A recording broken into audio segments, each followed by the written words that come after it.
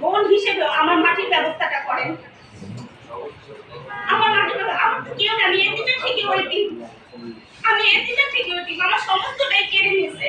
আমার থাকার জায়গাটুকু মানুষ রাখে, আমার থাকার জায়গাটুকু আজকে রাখি না।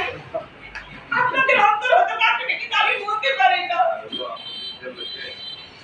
আমার প্রতি রাতে ঘুম হয় না ভাই, এগুলো অন্তরের কথা, এগুলো কোনো স্ক্রিপ্টের লেখা না।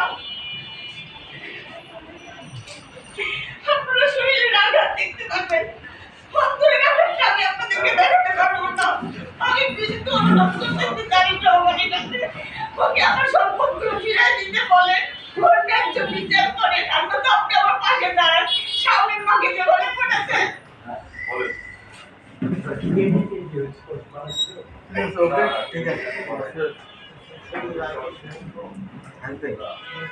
ঠিক শেষ করে